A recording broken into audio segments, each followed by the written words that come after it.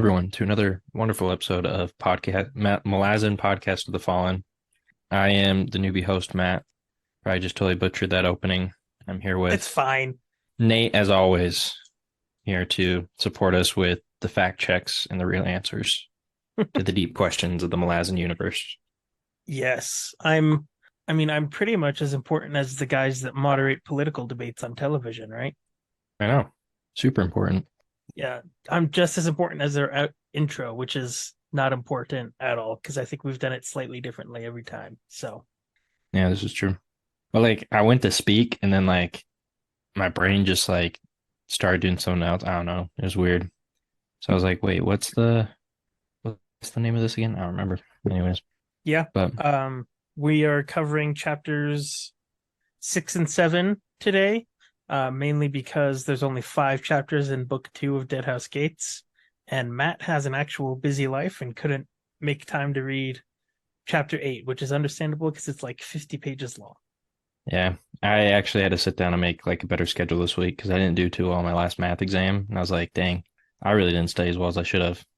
So I may actually have a little more time to read now that I'm legitimately planning stuff out, which There is the you go. goal, which is what I'm hoping.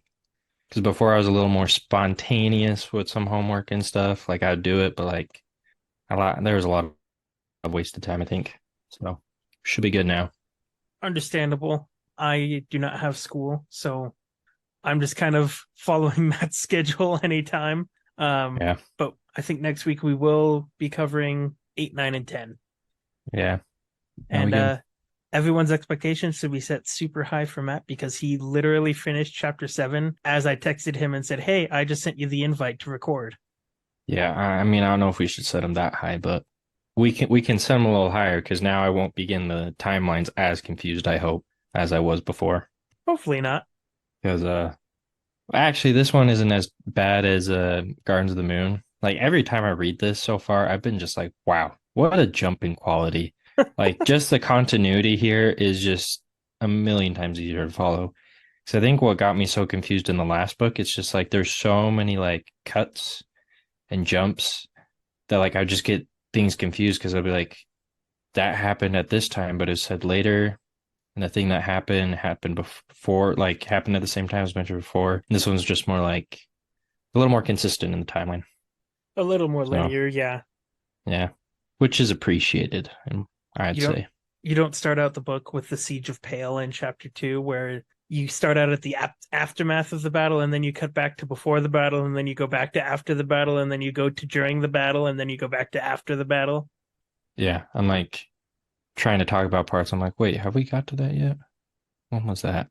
Such a mess. Great book, by the way. Recommend it. But I mean, it's not nearly as good as this book, I'd say. I would agree. And we're still only like a quarter into this book. Oh, I'm enjoying every second of it for the most part. There's a couple really sad parts where I'm like, oh, that's depressing. Oh, don't worry, those won't lessen up. Oh, I can't imagine they would after reading this. I'm like, no, this is I'm just like I mean, before we dive into anything, I just think this adds what we read this last little bit. Like I was trying to think of any theories I had or where this may be going. And I think what gets people hung up on the confusion of the series maybe a little bit is it's it has a you can't predict things as much, I'd say. Like it's not No. like a storyline that I feel like I've seen before enough, or there's certain notes that that I've seen a lot before that just aren't here. Like this is completely different for the most part in a lot of areas. So I'm just reading it. I'm like, I'm really enjoying the story, but I genuinely don't know where this will end up. Like I have faint hints and stuff and maybe big picture things of some ideas, but I'm just I don't even know if those are remotely accurate, which I think is so much fun. What's so much fun about this? Yeah, and even if Erickson does set up something that seems like a storyline you've seen before, he then turns it on its head. Yeah. And I think I heard him say in an interview once that with Guardians of the Moon, he was taking a bunch of tropes and then he wanted to just shit all over them. So you've got Crocus being obsessed with Chalice, and it's gonna be like this Romeo and Juliet thing, but nope. And he sets Oh, up Animander Rake as this dark evil lord, and then He's actually just a guy trying to look out for his people and give them a reason to live. Yeah. No, I've enjoyed it a lot. I mean, it's like the only other person I can think of off the top of my head that's done something like that is Sanderson with his endings. Like you go through the whole book, you're like, I can kind of see where this is going. And you get the last 100 pages, and you're like, nope, I have no idea where did that come from. Yeah, I've seen a few of his endings coming. I, for the most part, haven't, and I think it's just because I haven't read a ton of other books so far yet. Like I haven't read The Wheel of Time, which I've wanted to, which I feel like holds some things that would just help other things because people base things off of that. It's kind of like a Tolkien book, I'd say, where people will draw from that It's some aspects. one of the pillars of modern fantasy for sure. Yeah, which is a lot of fun to read something new like this. It's refreshing. All right, with all of that said, are we ready to jump in? Yeah, let's do it. Chapter 6. Fellison and Bowden speak in the inn before going out with a group of his thugs. Hello, Editor Nathan here. Just wanted to make the correction that this is Fellison and Beneth, not Bowden, that leave the inn. Just wanted to make that correction because I noticed it while I was editing. Anyways, back to the episode. The Dosi guards attack. The rebellion has begun. Fellison is about to be run down when Malazan soldiers come to her rescue. The guard Pella takes her to Heboric's house. They will use the cover of the rebellion to swim Sinker Lake and get to the caves on the other side. Bowden leaves to find Beneth, and as Fellison and Heboric wait, they're attacked by bloodflies. They don't harm Heboric, but severely scar Fellison's face. Bowden returns, saying Beneth is dead. They make their way into the cave, and Bowden returns from scouting, saying that there's a mage battle going on in Dosen Poly. Duiker and Culp are in a village trying to get a boat to pick up Heboric when the whirlwind starts. After a skirmish with the villagers and a high mage, Culp leaves with the local marines in their boat, using illusions to escape. The marines are part of Fenner's cult and are willing to help rescue Heboric. Duiker rides into Hissar, seeing scenes of indescribable slaughter and horror, but also signs that Coltaine broke out of the city with the army. He joins a squad of locals riding to the main Apocalypse army. Ikariam and Mappo find a fishing boat deep in the Temple of Shadow containing Pust's broom. When they return, the High Priest lays a field of the Deck of Dragons, indicating a renewal or rebirth. The Jagut and Trell will travel into the desert to witness it. Fiddler and company flee into the Whirlwind sandstorm to escape their Grawl pursuers. From Fiddler's thoughts, we learn that they seek Tremorlor in Azath House. Fid demolishes a Grawl troop with a cusser before riding further into the desert. Kalam reaches the edge of the whirlwind and is attacked by a diverse of wolves. In the process, one of his long knives, which he's carried for most of his adult life, is broken. Once again, just another super boring chapter. I mean, yeah, nothing happened. Like it's not nearly as exciting as some of the other stuff. We really need to stop making that joke. Ah, it's just a classic. You gotta keep it going. I was trying to remember what the Gosi were. Oh, the What like Dosi. They're yeah, just a tribe of there's another tribe. they're just a tribe from 7 cities, and a lot of them have been stationed at Skull Cup at the mines. Okay. Because I kept like I was reading it. What was I reading that bit? So I was reading about the riot a couple days ago, I think, and I kept trying to find in like the glossary or the names of people or groups, and I couldn't find them for some reason. So I was just trying to figure out like a little Oh, more background. actually, I don't think they're a tribe. I think they're the Dosi are from the city of Dosen Poly, which is on Oh, the island, the same island as the mines. So they're local 7 cities people, and I think they're like soldiers, part of the Malazan army, and they just rise up with the rebellion against everyone else. including the Malazans. Yep. So okay, that's what I figured because all this the riot at Skullcap is happening when the sandstorm hits the other town, right? The other city. From what I And could the piece together. sandstorm. Yeah, the sandstorm. Do you know what I mean? Oh yeah, so it's happening at the same time as like the actual physical whirlwind is rising and Kalam is riding through it. Yeah, and isn't that when the raid starts as well at with Duiker and the Yeah, 7th all of Army? that's happening simultaneously. So it's like all this rebellion and stuff just like happens all at Hmm. once, including Skullcap. Okay, Yep. that's what I was just trying to piece together. But Yep. yeah, So the bad things don't stop happening to Fellison. no. She kind of turns into a bit of a brat though through this experience. She does, and I completely understand why. I sort of get it, but at the same time, like you're really annoying now. Like I don't feel bad for you at this point. Like you kind of just have to suck it up. I still feel very But bad. We'll get into it a bit more, but Heboric and yeah. Bowden are not the nicest to her either. Oh, definitely not. No. It's a company of misery with three of them. Oh, it's terrible. Yeah. No, it's not good. She really did not win on that roll, on that lottery. No. But yeah, what did you think of Fellison just going out for a night with not Bowden, going out for a night with Beneth, and then suddenly everything's on fire and the attack starts. It caught me a little off guard because I was just like, what? Because like she was staying there with his group and like they're like no one treats her kindly. And so it's just kind of a crappy experience.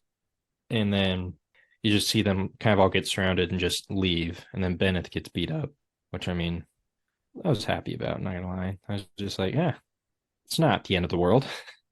But yeah, because like I forget that Skullcap is on, like it's all connected on the same land mass with the desert and the other cities and stuff, from my understanding. Like in terms of like where the storm is and like the riots are. So it's not the same landmass because it is It on isn't. the Otataro Island.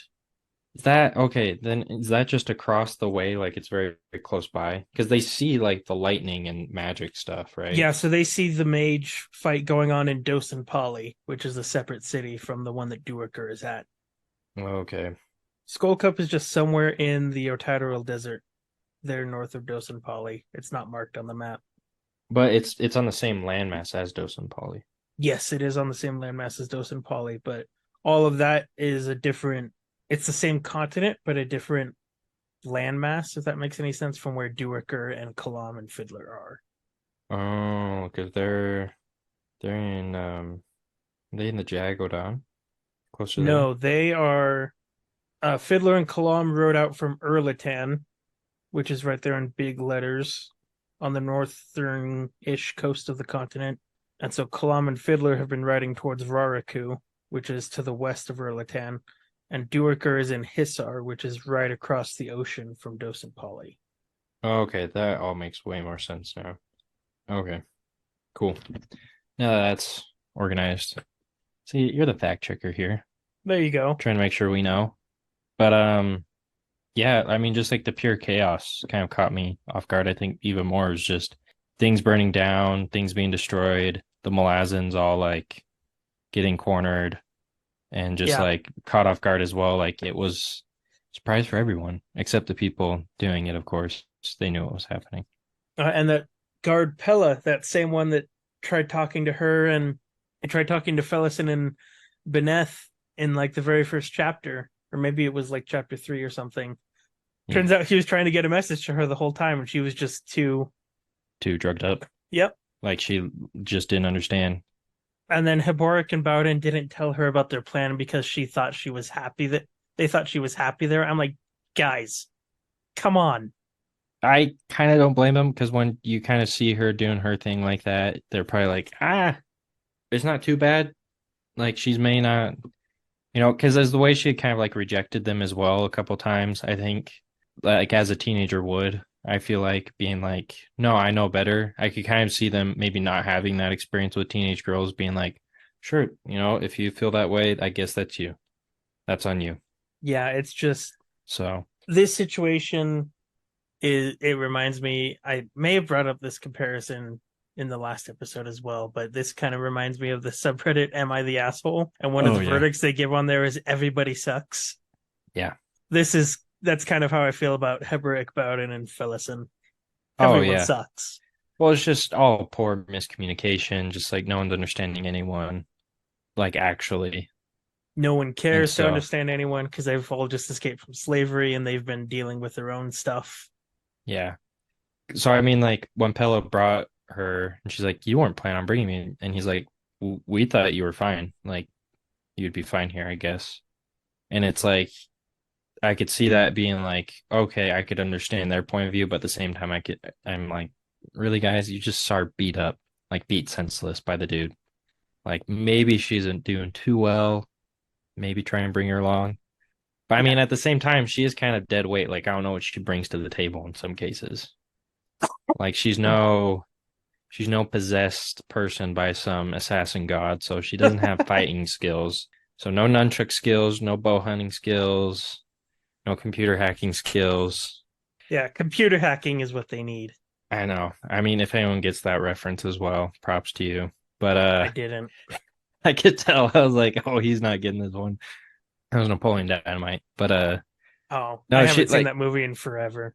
yeah. No, it's just like she doesn't like at this point in time, from what I understand about her, it's like, yeah, she was the daughter of some nobility, but in terms of like magic, as far as I can tell, she doesn't have anything. She doesn't have any like high knowledge of something.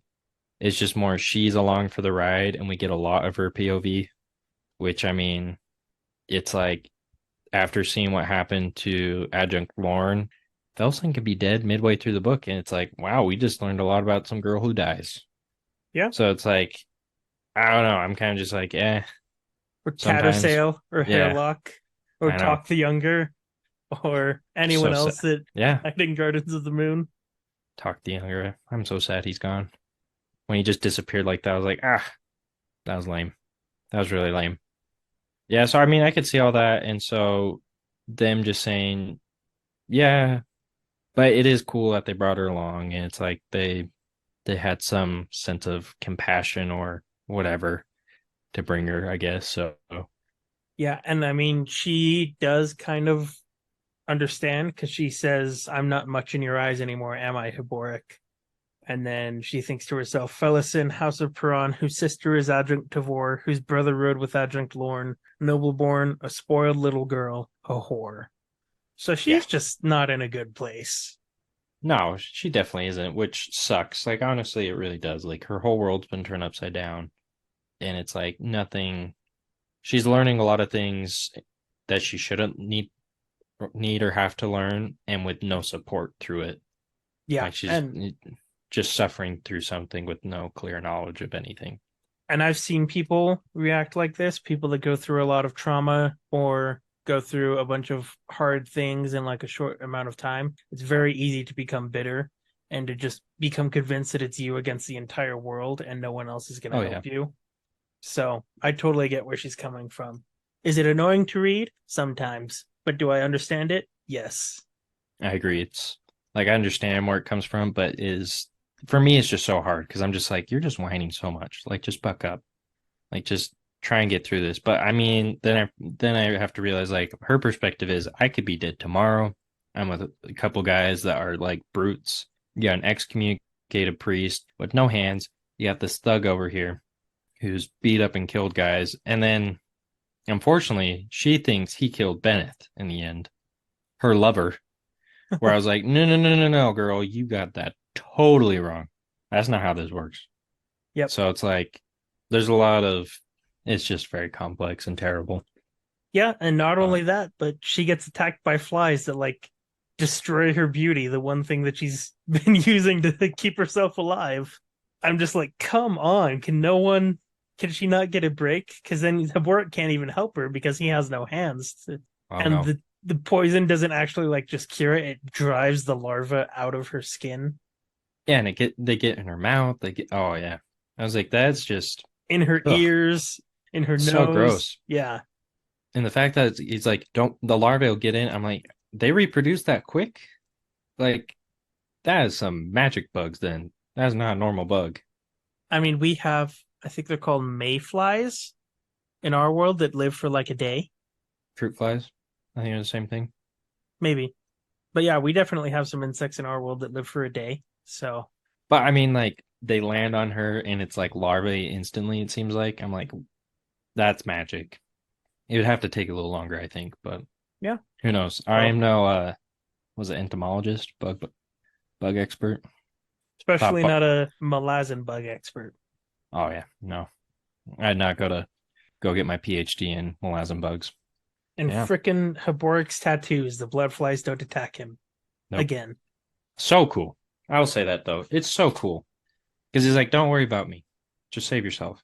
So I mean, like he does have some sense of like, like, don't worry about me. Like, just figure your stuff out. Which is like I feel a good thing so that she doesn't feel all this pressure trying to save everyone or that she needs to or something. Yeah, But and Heboric is very sympathetic once he sees what the flies have done to her, mhm. or at least he sounds that way. And then he tells her if you drank down the rest of that bottle of the stuff that helps with the flies, you'd be dead in minutes. And she says, "I might welcome Hood's gates." So she's kind of indifferent on whether Yeah, she's dead or alive at this point. just to just never can catch a break, like you said. Crappy experience overall for her. I will say this though, after hearing about their escape plan, I'm like, I want to know more about Bodden. Like, what the like? How does he know all this stuff? Like, he is presented as this like idiot. It seems like just this big thug, like a muscle man type thing, like bodyguard esque. But no, this guy is like intelligent. Yeah, enough to memorize all of the water spots and Oh guide them yeah, between them. that was like, what the where'd he come from? What's his story? Why are we getting this girl over here? She's starting to get annoying now. Like I understand, I'm sympathetic towards her, but I need a break. And then we learn about the guy that's like guiding them through the desert. Yep. But I wonder what his deal is. I know, just over here, always wondering what these people's deals are. Yep.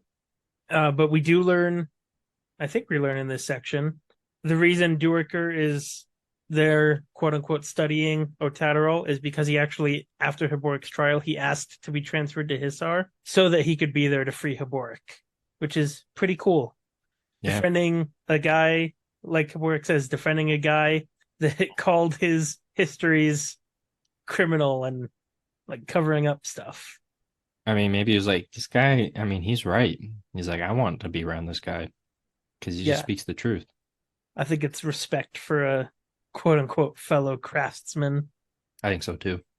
Let's see. Did you have anything else about Fellison, that section? No, not in that section. Okay. Then we've got Duiker and Culp and gang experiencing the apocalypse starting. They're there to get a boat to take over, and then they're in the inn, and suddenly everything goes to crap. This is all at nighttime, right? Yeah. Okay, because initially I was imagining this like midday in No. the boat, and so then it was like, and it was pitch black, and you see all this light, and I was like, did I miss something here? And then like I was like, oh wait, I've been imagining this all in the wrong way. Yeah. So it's like I had to turn the lights off on my mental images of everything. I was like, let's turn the brightness down a little bit. Just a bit. But I love at the very beginning of the chapter or of the section, Culp asks Duiker, and what did you pay for this boat? Can you not repair it? What was your warrant again, Culp? Boat repair. forgot about that part. Yeah, that was funny. He's like, magic can't fix everything. Or at But it, least, well, there's probably a mage that could, but Culp yeah. can't. Oh no. I think it's funny. I think it reveals more of like magic isn't a like it's a learned skill, like it's an actual skill. It's not magic. You just have the power to do whatever. It's no genie's wishes. Yeah. It's a skill to be developed. It's not the be all end all. Oh yeah, no. Or the Harry Potter where anytime JK wrote the characters into a corner, there's just a new magical solution. Yeah. And then she realized time turners were too powerful, so she destroyed them all in the fifth book. Yeah. That was funny. How she tried to correct that. Yep. But Duiker and Culp meet a squad of Marines. The corporal used to be a sergeant. You can tell by the faded outline on his shirt or whatever. And Culp says, "Watch your tongue, lest you keep walking backward." Backwards? Sergeant, then corporal. Are you bucking for private now? I just love it how Culp is like just giving the Marines a hard time. And he's like, what are you, the mage or part of this cadre? He's like, I am the I cadre. am the cadre. He turns into the emperor. I am the Senate. I thought that was so funny because I was like, they just call him all back away. He's like, fine, fine, fine. Yep. And then suddenly there's a mob outside, and a mage just destroys the inn. Poor barkeep. I Well, thought that. I love that he comes out and is like, "Guys, what about the tab? How much is it? 74 jacatas. How much is your life worth? 74 cicadas. Good, you know. But then the imp collapses on top of him and he dies. And Stormy Yeah, makes just a Dark Soldier's joke and says, I think Hood paid up his tab. yeah. I think Hood paid it off for us. I was like, oh, I mean, I guess this may, I don't know if you're like this, but I always feel bad for like I get, what do we call them, I guess, today? NPCs, like all these side characters that are written in like this barkeep collapses and dies in situations like this. I'm like, oh, poor guy. Just trying to live his days out, running a humble inn and just killed. Yeah. Everything destroyed. Yeah. Rest in Not peace. not too great. Not a great outcome for him. But yeah, the Hood joke I thought was pretty good. I was like, all right. I like I, dark humor. I would probably have made that myself actually. But the soldiers they've been anticipating this, so they've got their boat provisioned and they Yep. all try to go. And Duiker, as the Imperial historian, decides to separate and ride towards Coltaine. Try and because isn't the idea that they're gonna go try and pick up Yeah, Colt is what's going to their leave bucket? with the Marines, who just so happen to be part of Fenner's cult or religion. And so they're happy to help. So they're going to go get Heboric, and Duiker's That's going to right. go to Coltaine. Because I was like, which group is trying to go get Heboric? And then yeah, because they have the boat, they're trying to meet him at the coast. That's right. Mm-hmm. But it's just a whole ton of chaos. They Yep. get attacked by the mage, and um, Hope gets beat up. Colt gets beat up. Ever had a spell roll onto you? My bones have been rattled damn near out of their sockets. I shat my pants too, but I'm alive. I love it how at the end he's like, anyone else need to wash their At clothes? the end of section, yeah. Oh, we really need to stop recording these later at night. It wasn't that late. It's Yeah. not, but I'm still tired, even though I got 8 hours last night. Okay. Yeah, so Duerker's gonna go right towards the army. He's got the same skin tone as some people from Seven Cities, so he can pass off as a local. And Yep. Cole, to get rid of the mob, his wearing his illusions, so he sends a giant illusion of just a wall of fire at them, and they all run away. I thought that was so funny. He's like, did that do anything? He's like, just scare him. Not much actually. Yeah, if you could do that, it was nothing. A wall of I meant nothing, a hoodwinked illusion, you fool. But then to escape the high mage, they have to like clamp their hand down over the dying soldier and just stay completely silent while Colt just throws sounds everywhere. Which is pretty cool to be honest. That'd be kind of scary. An illusionist? You may think that's kind of weak, but thinking about that, that's some power right there. For Yeah, like the psychological warfare you could do. I mean, he's Good night. powerful enough that he created a whole ton of fake refugees for the army to go save in the war games. Well, he's an interesting mage. Yeah, Hope it doesn't go out like Tattersail. That was really lame. yeah. I don't know that I have anything else about that scene. Just a whole ton of chaos, and then we get Duiker's scene, which contains some of the darkest imagery I think I've ever read. As he's writing, he sees the main apocalypse camp before, camped outside the city, and he sees a squad of Malazan soldiers on sliding beds, which they Yep. just put spears on your limbs and shoulders, and you just slide down. Yeah. No, I remember reading that and I specifically marked it to note because I was like, that is terrible. That's not even the most horrifying thing we get in this chapter. Oh no, definitely not. Because I read that I was like, oh my, that is awful. But then it keeps going. I'm like, oh, no, that's even worse. Wow. Yeah. I read this during a slow time at work, and I had to put the book down after I finished Yorker's section and just actually go Process. try and find stuff at my job to do. Yeah. But Duiker goes and he sees that the army has broken out of the city. They made it out. They successfully repelled the attacks on the barracks. Yeah, he noticed a lot of arrows that had been shot but recovered. I thought Yep. that was an interesting note because then he just starts piecing it all together. I was like, that guy knows what he's doing. Yeah, he's clearly been in the military for a bit. Yeah. No, it was pretty cool to see that because like he just like because I was like, what happened? What happened? And then there's one of those moments where like Erickson writes in an explanation for Yeah. what happened because he's just like, oh, so this is what happened. They drew him all here, they ambushed him, killed them all, and then ran off with everyone. Yep. And I was like, Perfect. We got great explanation. That's all I want. Yeah. And then we get to the really, really dark stuff. Oh yeah, Um, awful. Strangling women with their men's intestines and raping them and killing babies and children and just ugh. Crushing their skulls in. Yep. I was like, this is where he's pulling from like dark moments of history, this type of Oh stuff. yeah. I was like, this is like I had this thought. I was like, because we talked a bit about like last week, I think, how history is not really that pretty. It's not, it's all No. cracked up and romanticized to be.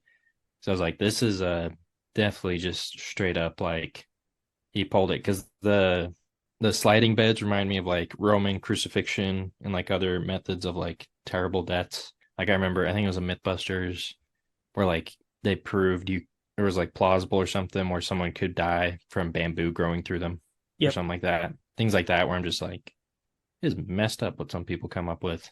Yeah. I mean, if you or any listeners know anything about the rape of Nanking, which is what the Chinese did to not what the Japanese did to the Chinese during part of World War II, the rape of Nanking is so much more terrible than this, and that's a real world event. Yeah. No, I remember reading the sliding beds and I was like, that was a terrible way to die. Because at first I thought it was just like it was just they were dead, so they're just like kind of holding them up. But he's like, no, the way they stab them, they just like slowly descend down. I'm like, that is Mm-hmm. just agonizing. Then he gets to the part about the woman and the children and the men. I was like, ooh, that's worse. Yeah, Like, and I'm just like, I can't even imagine like what state of mind those people have to be in to commit such atrocities like that. You know yeah. what I I mean? mean, it is the apocalypse and the whirlwind, so I think it's kind of magically induced. Yeah, maybe like they understand apocalypse like world is ending, I guess, or something. Because I mean, Duiker, I think it was Duiker made the point of like if we just like if this everything's destroyed, then there's nothing left to come back to. Then it was a waste of a rebellion or something. I did want to point out that line. I have it memorized. He says that freedom was won at the cost of everything. Yeah, because I was like that really kind of drives that nail home of like um of that because it was because I was just thinking I'm like I feel like I thought about it too much, unfortunately, but just I think it's just because of how crazy it was. I was like, how like they had to like take that's a lot of time. I feel like to spend on that Yeah, to like I mean, I don't know about you, or like, I don't know too much about human anatomy and how that all works. But like, to take someone's intestines out like that, that's a lot of work. yeah. And that's pretty gross. It's really gross. Like, just, that whole carnage is just terrible. Yeah. I do really like the paragraph of Duiker. I'll just read it. Yeah. Duiker viewed all he saw with a growing numbness. The terrible agony that had been unleashed here seemed to remain coiled in the air, poised, ready to snatch at his sanity. In self-defense, his soul withdrew deeper, ever deeper.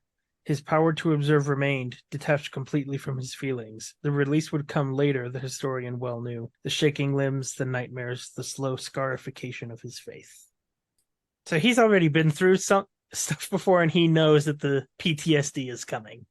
He's like, oh, I'm not gonna, he's like, this is gonna haunt my dreams forever. No, it was rather unfortunate to read all that, I'm gonna be honest. But he's able to pass off as a noble when some soldiers come into the square. Oh, yeah. Not as a noble, as a local. Yeah. I was like, wait. Yeah. Not as a noble, as just like a local grandfather. He's like, I gotta go see my grandson. They're like, no, no, no, come with us. Come with us. And he's like, you're conscripting people into your army, so it's not a choice. Yeah. Because he's like, actually, I can spy on you guys and then we can destroy you. Which sounds like a good plan to me. I hope it happens after hearing that. I don't care who's bad or good in this story. Those guys are the worst of the worst. I don't know that there's much else to say about Duiker's section. It's just terrible. Yeah, because like the only thing else I think out loud is just he progresses through seeing all these different sites, just like the mounds of soldiers and people that have been killed. And it's like a while of him writing and traveling, and it's just a Yeah. mess. and that's putting it lightly. Putting it lightly, yeah. Like it is just terrible. I'm like, this is World War II era. I feel like in kind of the same realm, just like massacres and stuff. And then one of the soldiers brings up to Duiker that he's traveling with like 10,000 refugees. Yep. Like how that that's a lot of people.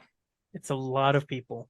How are you gonna support that? Because he starts thinking he's like, there's no water, it's the dry season. Like, what? Yeah, Like, what are they gonna do? he's trapped into predictability. And maybe that's next section where he starts thinking about all of that. But Yeah, yeah, that is next chapter, I think. But if you want, we can jump to the next section. A let's do little it. less dark. Ikariam and Mappo find a boat. Akarium and Mappo are just such a funny duo. Like the banter They're between great. them. I'm like, you guys make this just so great of a read. Yeah, Ikariam's like, "Do you recognize the style? I don't know anything about boats. Do you? I don't No. know anything about boats either." He's like, there's no boats where I come from. Oh, good. Yeah, I don't know anything. Or Ikariam's like, "5 years at most. I can smell the brine." And Mappo later is like, "I thought you said you could smell the brine." Well, I was exaggerating. Yeah. I think it was I thought it was funny though, because they're like, is this what's the priest's name? Uh Oh, Iscarl Pusts. Pusts. That's right. I was getting like the name jumbled up in my mind. I was like, how do you say that? Anyways, he like is it his boat? And he's like, damn, he doesn't seem like a fisherman. He doesn't seem like he knows that stuff because he doesn't like make jokes or like go on rants about things like that. Like it must be serving. He really liked the way he was making that soup. You mean the laundry? Yeah, yeah, the laundry. Yeah, the laundry. Unless it's the mule. I don't know. What are your thoughts on them finding a boat deep in this mountain? Not mountain, but like cliffside temple thing. I isn't this near the desert, right? This is in the middle of the desert, and they make a point that it Yeah. is found in a room deep within a cliff in a desert 30 leagues from anything bigger than a spring. Yep. And I was like, this is in a desert. There's a random boat, There's a boat. and we don't know what kind of boat it is. The style of boat could be a Nordic, could be something you see in pirates, a big galley, could be a little small little rowboat, a little fishing boat. We don't know, but they did find nets actually, so it's a They did fishing find boat. nets, and Ikariam says withered things that might have been fish once. Yeah, but they found the broom. Yep. But no, I thought it was rather strange. I was like, there must have been like a warren or something that brought it there, or um, like at one point there was some source of water, or like they just actually built it there for fun and just kind of was like, yeah, this is jokes on everyone. There's a boat here now. Just built a Because boat lying on its side in the middle. yeah, I mean, now I think about it, like when I read it, I was like, maybe I would have done something like that for fun. Like if I was writing something as a story, or like if I was trying to leave something behind that was kind of random, like I could see myself getting really hooked on like trying to build a boat, even though I have no water near me, and being like, let's just build a boat. That looks like a fun project. Like, why not? Yeah, I So I don't mean, know. obviously, I'm not going to say anything. Obviously, at this point, it's just given. We just know you're not going to say anything. No, of course. Unless it's something that I can help you with the that's given in the section that we're reading. Yeah, like context. Correct. Fact checking us But then they go to ask Iscarl Pust about why the heck there's a boat inside his temple, and he's like doing a reading of the Deck of Dragons. as a priest would. I'm so happy there's a decent explanation of this reading. I was so lost trying to piece it together. I can't piece it together either. So yes, he says, "Well, Mappo and Ikariam are like, what does this mean?" And Pust tells them just straight up, What do you mean? It's about the sandstorm Shaik lady. She's dead. "She's dead, and there will be a renewal." And they're like, oh, she's dead. I think that caught everyone off guard. The prophecy. Let's see here. Yeah, and Mappo is kind of hesitant to go, but Ikariam is curious to see what's going to happen, so they'll travel out there and go see what happens. Yep. And we see where that leads them in the next chapter. Well, isn't Puss like, you guys need to go or something? Yeah, he tells them that they need to go. Mappo doesn't want to because he doesn't want to be manipulated by the gods.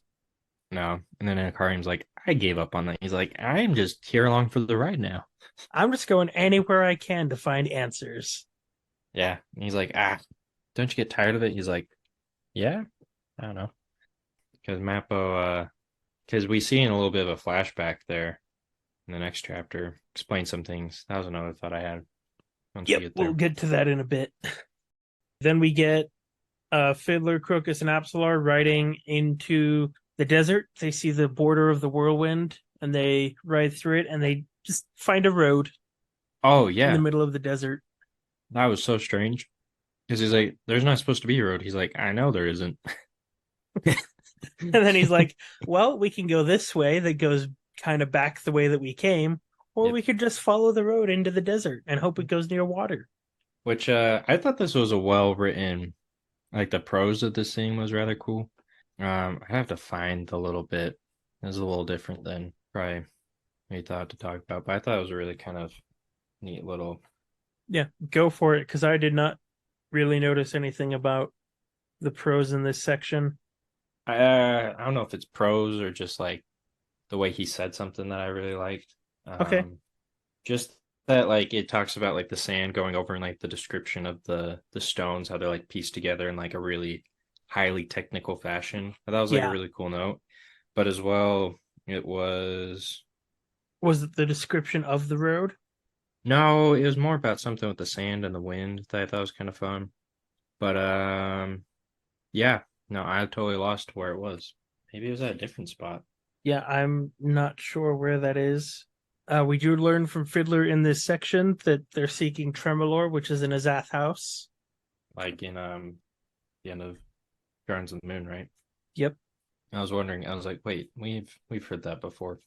But all right, that was interesting actually. Reading like looking at this again was how much Crocus is like, I could just be leading us to our deaths. He's like, they could be their luck is just as good if I wasn't here or something, wandering this Oh desert. yeah, Fiddler is thinking that a lot. Yeah. No, which I just thought was kind of funny that he's just that Crocus this whole time is like, aren't we trying to get her back home? And now it's at the point where Crocus Fiddler's like, actually, we may just die now. Yeah, we I could wouldn't say just that. die. Yeah. Um, Fiddler does also end up having to kill some Gruul with one of his cussers. Just blows them away, and he kind of regrets it because they were chasing him for no reason. Yep. He felt bad for the horses, Yep, and he wonders if impersonating a Gruul would have triggered such a relentless chase because they're chasing which him because they think he's an outlaw. he isn't, but they don't know that. Nope. So he had to kill like three people that wasn't necessary to, but they Yeah, wouldn't have listened. So just true. Anyways, and the Custer is just like the big explosive, right? yeah, it's the same one that he used to blow up the head of the Dinrabi earlier in the book. That's what I thought because I was like, it's quite a punch to be using on those guys. But I think it's cool that they're all from the Moranth. I totally forgot that all that like munitions is from them. Yep, that's all So from the Moranth, and that's their treaty with the Empire. So yeah, he's using tech that some of these people have never even heard of, which is kind of cool. maybe they have when the.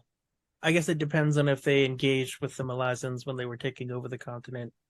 Oh, that's true. Yeah, but the Grawl, I don't think ever would have seen stuff like that. Probably not. So they're probably the first Grawl to be killed by a Cusser. That's kind of cool. And they can go down in history as that.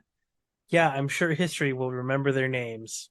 Yeah, because they're definitely written down in the story. The Tree Yes, Grawl. Fiddler absolutely knew their names. Yeah, the last section of the chapter is Kalam gets attacked by the wolf divers that had attacked the Aptorian demon earlier in the book. Oh yeah. So the demon is just a wandering demon, right? The demon is the one that Shay gave to Kalam as like an escort. Oh, okay. It's the one with It's the the one eye. front leg coming out of its chest and the one eye. Yeah, and it had Okay. gotten into a fight with those wolves earlier, and Kalam manages to. I don't think he manages to kill one, but they drive them off. Hmm. I don't think there's anything really else to be said about that scene. No, just that he broke one of his knives, which was sad.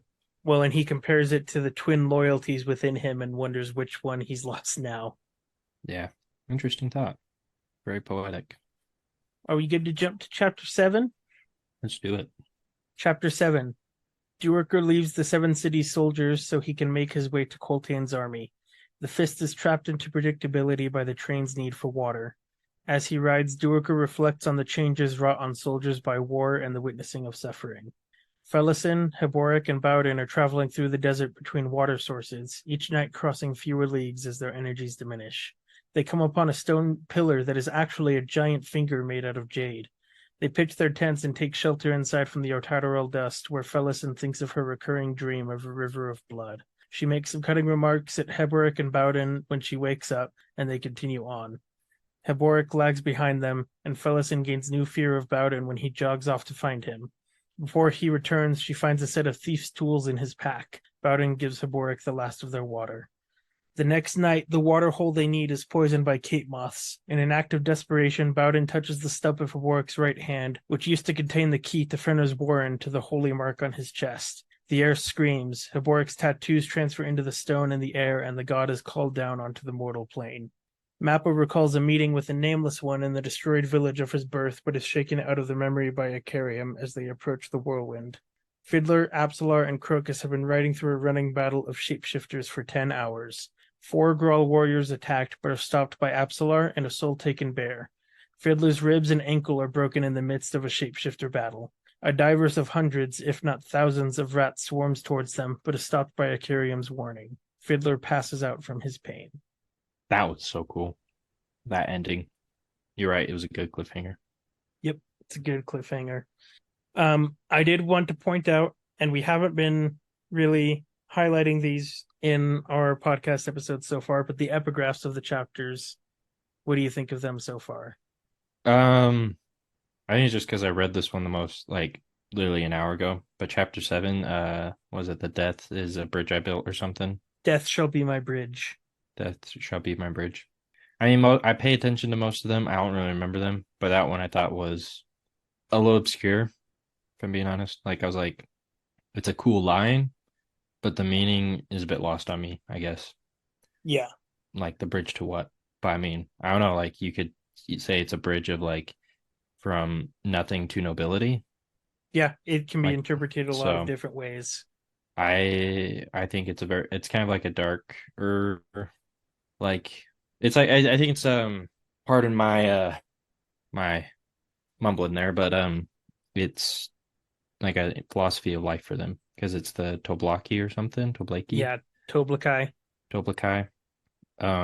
It's what they say. So I think it's just definitely their philosophy of life of like death will be their way of towards their destination or something, or death brings them meaning, I guess. Which I mean, could tie into the Stoic philosophy idea of memento mori, I think it is. But Oh, yeah. that's a bit of a different vibe than I think this one's giving. So Yeah. I think that one can be interpreted in a few different ways. And I do kind of want to start highlighting the epigraphs a little more when there's one that I like. Um, but from interviews, Steven Erickson has said that he always writes the epigraphs before he writes the chapter, just based on what's coming in the chapter. So each one is kind of meant to relate. I don't always get yeah. it, but sometimes it's Yeah. fun. I mean, if you think about it, the Soul Taken Divers conflict, they're using death, like death is the means to an end to like get to their destination. So There you go. there's that. But first section of the chapter, Duiker separates from the Seven Cities soldiers, and he starts riding towards Coltaine's army. And I have to read the paragraphs of him talking about what war does to soldiers.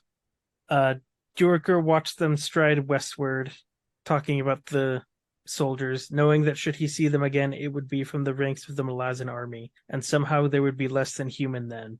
The game the mind must play to unleash destruction.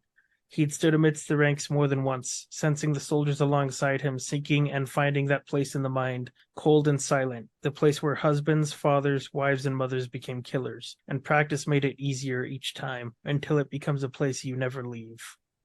I don't know. It's powerful to me. Yeah. And I've seen a lot of veterans say that lots of the military stuff in Malazan really they can relate to it a lot. Yeah. I mean, I could see that because I remember, I don't know how relevant this is, but just like some military vets that have like cross paths with like some of the comments they make. It's like just interesting to hear their perspective on life and like the actions they've done. And Hmm. it's like kind of a ghost that haunts them, I guess, in some ways, Yeah. sometimes.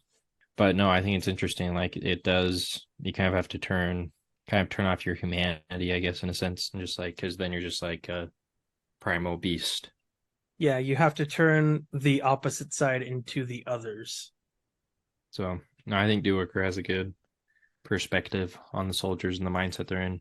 I mean, especially like thinking like on like the terrible things that happen. Like, I don't no normal person in their right mind would do that. No. So they're in a completely different headspace. They have pushed everything away to be able to do something like that. And then to be able to live with that, you have to stay in that spot, I think. So then, like, I think killing and battle becomes that method of coping because they're like, the moment they leave, they know they'll go back to that and they'll just be like this terrible PTSD, I think. Yeah. Sorry if I'm not saying much. I am so tired. I'm Oh, no, fogging you're out good. here a bit. So, I was that way a little bit ago, so don't worry. But did you have anything else about Duiker's section? not off the Just top of my kind of head, no. writing towards the army. No, just a lot of destruction and sadness. But no, we move to the next bit. Oh, I did want to. At the end of the section, he sees a bunch of Cape moths, which are like the scavenger carnivorous insect of Seven Cities. And he told himself that it was a mindless hunger that drove them. He told himself that the blots, stains, and smudges in the billowing, sky filling cloud were only by chance finding the shape of a face. Hood, after all, had no need to manifest his presence. So, how would that be to think that you're seeing the face of the god of death in the sky? Be terrible, I think. Well, it'd be like Felson seeing the flies, just that omen, because you don't want to see death. Death isn't No. a pleasant thing, or it's never portrayed as a pleasant thing until you've gone through a lot of miserable things. Then you're just like, yeah, no, doesn't sound too bad. Then I think we get to kind of the meat of this chapter. Phyllis and Heboric and Bowden come up on a gigantic jade finger. Felson again. Bellison again. But what did you think of the Jade Finger? We can skip I, all of her back talk and things like that. yeah, no, it was. I was so confused. I was like, because I mean, I think Felson thought the same thing. She's like, that's a finger connected to a hand, which is connected to an arm. Like, that must be some massive statue that's toppled over. So, like, what's there then? Like, what, some civilization or something? Because obviously the desert holds a lot of secrets. But, Yeah, I mean, I thought it was kind of random. Jade of all things as well. Like, that's a lot of jade. it's kind of random and it's gigantic. Like she says that the bend of Yeah. the finger is like 6 or 7 man heights, I think is the measurement she uses up. Yeah. And that's like 3/5 of its length. So that means it's what, like, it's got to be like 70 feet ish Something like that. Just kind of insane. and 50 men standing or hands linked couldn't encircle it. Yeah. I was like, that is a real creation or like feat of craftsmanship right there. Yeah, and completely buried in the sand. Yeah. What's weird though is Heboric gets burned or something by it. Like he Yeah, touches he it and like gets touches injured. the stump of one of his hands to it. Yeah, that was felt so random. I mean, they always talk about this desert so far pertain like having old magic or something. So I don't know. Maybe it's something to do with that. Yeah, and it's also there's a bunch of Ortadorol dust. They like take shelter in their tents because there's a rain of dust from the remains of a sandstorm or something. Yeah, settling. And Dawson's like, we were in the mines forever. What are you talking about? This won't bother us. And Bond's like, get in the tent. I don't care. Which, to be fair, is kind of a good point until Heboric points out we washed ourselves off at the end of the day. Yeah. But I mean, I was wondering the same thing because we saw what's his name? The assassin. Rallick Ralik Nam. He had it and it saved him. Like it was a good thing in that sense. So I was just kind of thinking, I was like along the same lines of Felson, like, why does it matter then? You know? Like I don't know. But it I mean a little more curious. But I think it was funny that he's like, I don't care if you're tired. You're getting in the tent. She's like, well, I'm not sleepy. He's like, you're gonna waste our water. which is a fair point. which is totally fair, which I think is just so funny that like that's how he ends the argument until she finally gets in the tent. And then she dreams of a river of blood. Eef. That's a Just fun recurring dream. She's in a great headspace. oh, fantastic. Nothing in the past little bit has traumatized her for life. No, she's not thinking at all of drowning her sister in that river of blood. Not at all. But then she was like totally random, like, why I keep having this dream about River of Blood and all three of us are there, but then I'm the only one left. And then like storms off. I was like, that's such a like a teenage girl moment. Oh, absolutely. I mean, But it's hard to remember sometimes that she is 16. yeah. No, that's why I'm like, as annoying as she is to read, I do like remind myself she's a 16-year-old, traumatic experiences, like all this stuff. So I'm like, it's not too bad. But some parts I'm just like, no wonder parents are always so annoyed with teenagers. This would be so tough to be around all the time. Yeah, and also you've got But Bowden saying that what she was doing by sacrificing her body actually gave them nothing, and that he and oh yeah. Heboric like had to work and get favor like bribe the guards and stuff to stay alive. And that's just like, and then she says you're lying, and he says as you say. So he just leaves it completely in doubt as to whether he's telling the truth or not. And so Yeah. she feels like her sacrifice was worthless. Yeah. Cause I remember reading that. I was like, oh, he's like, I worked hard. He's like, I was friends with the guards type of thing. Like we did our own thing. We built our own life in a sense, like carved out our own little reputation. And so after her feeling like she's done something for them to then strip that away, it's like, Yeah, it's like, what? Bowden, you suck. Yeah, because then because he's like, well, you're getting fat off of your lifestyle. She's like, what do you mean? I was helping you out. He's like, he just gave up scraps to keep you happy. Uh, I was like, I mean, I was like, that is awful to say, but at the same time, I was like, she kind of needed like someone to like check her back with the sass, the attitude. So I don't know. Maybe yeah. that's just me. I also don't know that he was telling the truth because I don't Yeah, know that he was telling the truth about killing Beneth. yeah. No, I don't know if he was telling the truth either. I'm remember reading that. I was just like, he could be or he couldn't be. He really He left just, that it hanging. seems like he got very fed up with her and just wanted to lash back because she's been comparing Yeah. him to a donkey and this Yep. thinks he's this dumb idiot. He really isn't. Like he's guiding them through all this stuff. And then he jogs back to get Heboric and isn't even out of breath when he gets back. No, that blew my mind. Like you see like all of them exhausted and he just like runs back to grab him. I was like, she's like, oh crap, I'm scared of him now. Like he's not someone to mess with, which I think totally understandable. That is so cool to see him do something like that. Like that is some hidden strength there. So yeah, just to tell her that because it was there's another bit because like Habork's like, wow, the poison may have gone from your tongue, but it's, or like, Oh but it's still yeah, there. the poison the What was it? poison has the poison went from like the wounds in your cheeks to your tongue or something like that. Yeah, which I thought was actually very valid. That was really well said. But And while Bowden is gone, Fellison finds something. a bag of tools, Yeah, because she's looking to. He's got to have extra food or extra water or something. nada. Nothing. She's like, the bag's empty except for this little bag. She has a bunch of tools and like some small knives. So it sounds like a surgeon-esque thing or like some medical stuff was in there. Well, she describes it as thieves' tools. But the way I read it, it sounded like some of them were more medicinal in some aspects. But I could be totally wrong. But she's like, these are tool of a thief. Well, can I point this out for you? Hmm. The last item in the packet was tucked into a leather loop, the talon of some large cat, amber colored and smooth. Oh yeah, forgot about that. Is he like an What archaeologist then? what's that about? He's an archaeologist. He found it in a glacier. Yes, that's why he's so fit and can run across the desert. Exactly. He used to work in cold deserts. He's a stand-in for Steven Erickson, an Yeah, archaeologist. exactly. So he went to the glaciers and found a saber-toothed tiger, Ah, and he there you got the go. fang. But this is Malazan, and it was a Otaterol tiger, and so that's why it's amber. And so now he has that as a good luck charm. Ah, there you go. It's sentimental. Or I'm totally wrong, and he robbed off some guards and got it from Skullcap Who after knows? he did some more archaeological work because he lost all of his stuff because he There was, you go. That's how he was getting favors.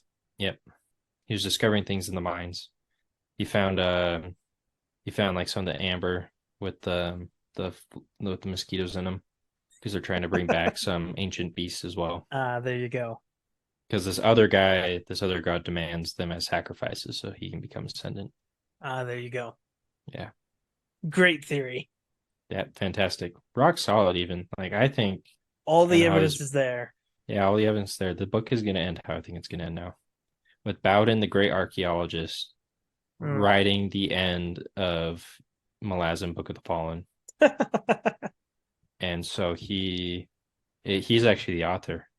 Like I said, he's the stand-in, so he's the author of There all you these go. books, and yeah, There you go. Perfect that theory. that's why the first one wasn't so good because he wasn't there, Ah, and so he's getting a lot from like outside sources. or maybe he was there hidden in the shadows of book one. I don't know about that.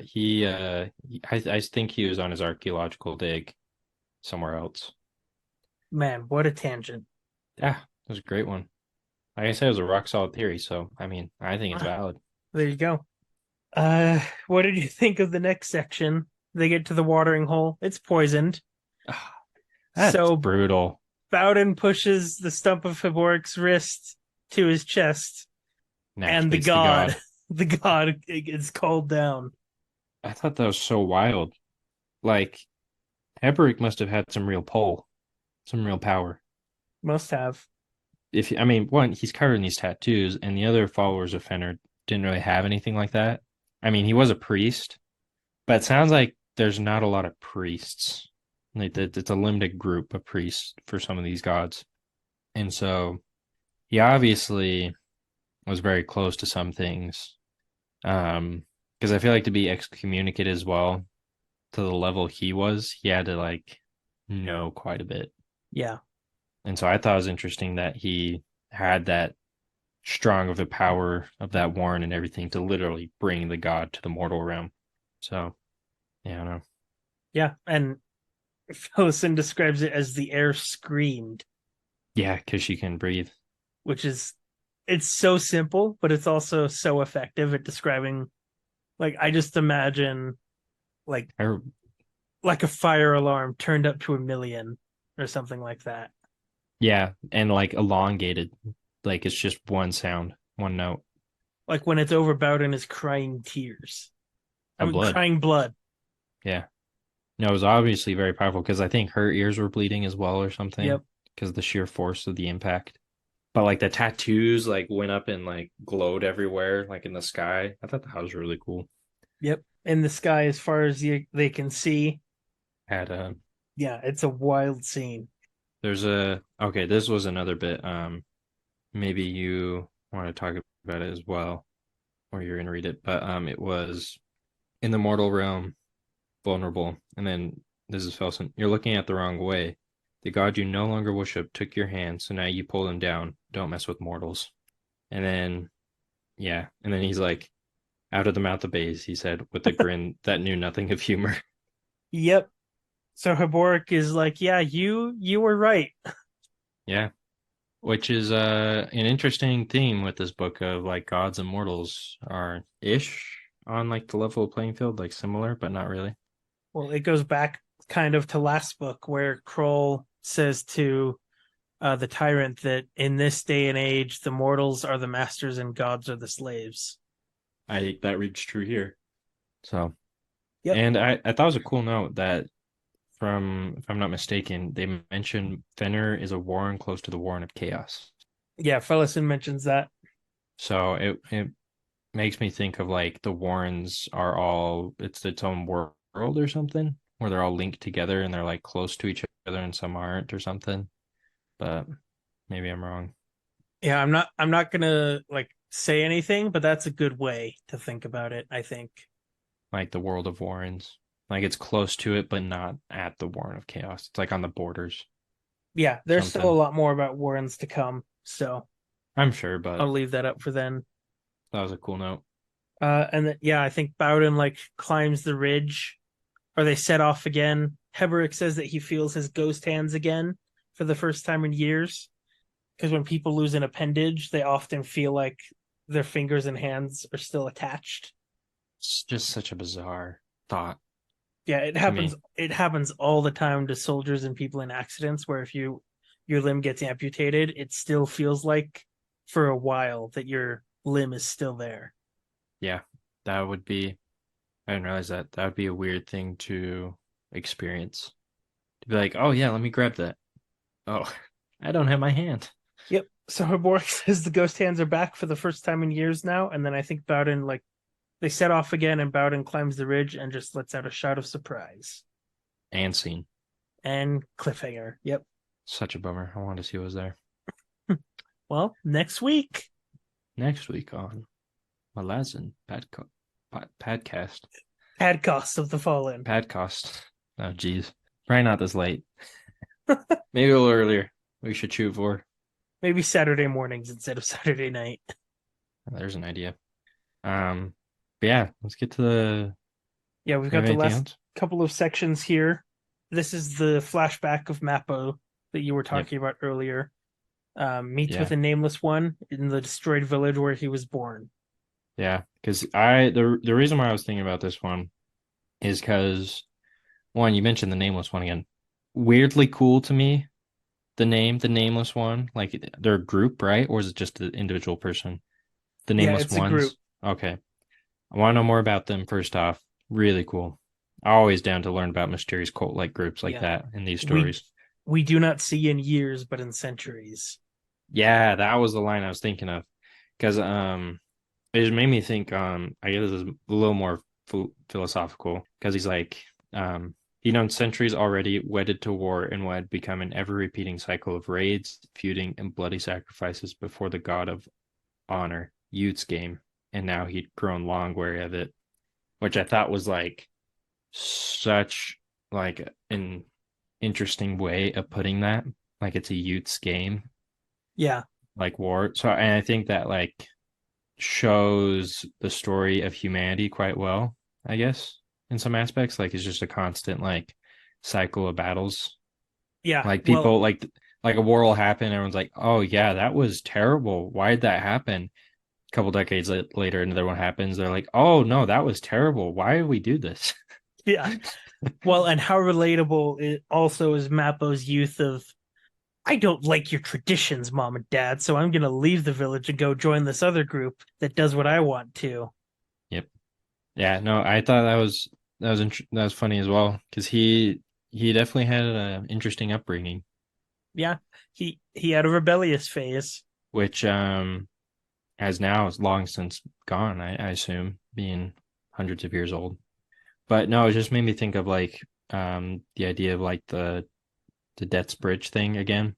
Oh Because I was yeah, like, he like when he dies or something, like what is that like? Because I was thinking about this as well. Because like I remember Percy Jackson with Hades, the underworld, all that stuff. And there that concept of death sound kind of just terrible. Like what's the point of even living? Like you yeah, just go to the basement and that's where you spend eternity. Like why is death always pictured as such like this terrible concept or something, which I think is so interesting because like Hood in this, it's like the hooded one is what they refer to him as. yeah, And so I was just thinking like all this stuff. I was like, why like Hood, his kingdom just keeps growing. Does he then have this army of undead to unleash upon the living to make them all dead? Like then he's all powerful and everyone's miserable or something? I Like mean, I don't know.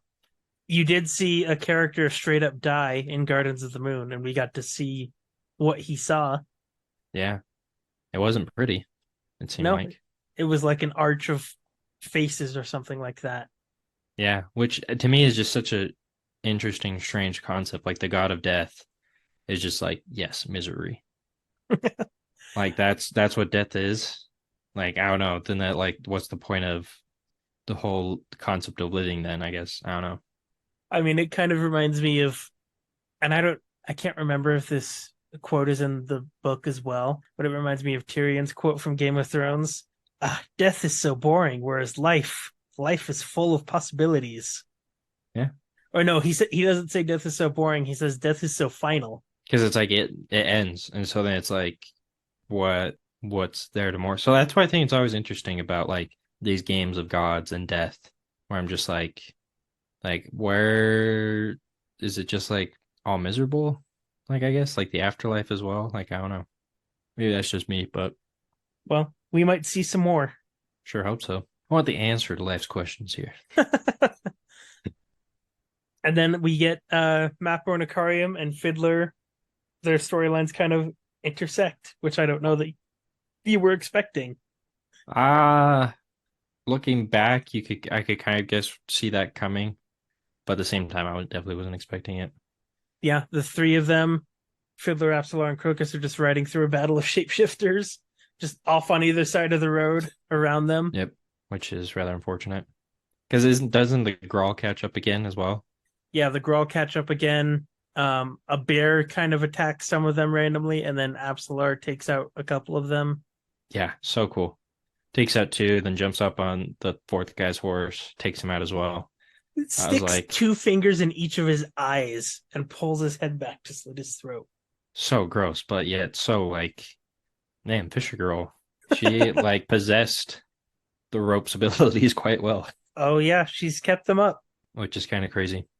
And then Crocus is over there fumbling, trying to get the sword he bought out Yep. of the bag. Yeah, Fiddler just gets absolutely destroyed Yep. by a couple of Soul Taken walking all over him. Yeah. Poor Fiddler. Because he launches a fire Yeah, coral, and then he loads another one, but then it loses it because it misfires or something when he gets hit off. But his horse comes to the rescue and fights back, which was pretty and funny. fights back. I think his horse still ends up dying. Yeah. But then Fiddler tells Absolar to get a cusser, and she says, "That's not enough." And he says, "I know, it's for us." He's like, we're getting out of here. Yeah, and then, well, he says that because possibly the most terrifying divers we've seen yet shows up. The rats. Thousands of rats. Yikes. The only thing worse than that would be the tarantulas or spiders. Either way, Yeah. they're both terrible. I saw a Oh, rat, oh. seen a rat in real life, like a wild one, like in the house. Oh my, terrible. Ginormous as well. Mm-hmm. Ooh. I've had a rat run across my feet at our family cabin in the mountains. Mm-mm. No. Mice aren't bad. Like as annoying as they are, rats are worse. They're way worse. But Yeah, so the rats are swarming towards them, and Aquarium stops them and says, "No, these people are under my protection." And the rats run away. because they like try it, they like hesitate, and he's like, no, leave. You're gonna want to leave. Leave now. And then Fiddler's like, what is this Jag doing here? And then is that a trail? What is going on? Should I know you guys? And Mappo just kind of shrugs. Like, yeah, I don't know. Maybe. Can you walk? Sure. And then he pushes himself up and just passes out. Yeah. Poor Fiddler. That was such a great ending though. Just like leave. They're like, okay, I guess, yeah. No one wants to mess with Aquarium. No. So obviously he doesn't know why, I guess, but everyone else knows why, which is I don't know. I want to know his memories as well. I get you, Akarium. We want to know your story. Why are I you also so just cool? realized once again I've been saying his name both Aquarium and Aquarium during this Ah, episode, I think. tomato, tomato. So that might be annoying to some listeners, but Hey, eh. if it is, it's okay. You can be annoyed by that. I mean, there's other things to be annoyed by. I mean, I don't know what, but if that's the only thing annoying you at the same time, that's actually not that bad of a thing to annoy you. Also, if you've listened this far, I don't know how we haven't annoyed you off already. I know. Saber-tooth tiger tangents. Come on. Maybe that gave you a good chuckle. But yeah, no, fun ending. I'm definitely excited to read more and see where that goes. It was definitely a good cliffhanger, like you mentioned.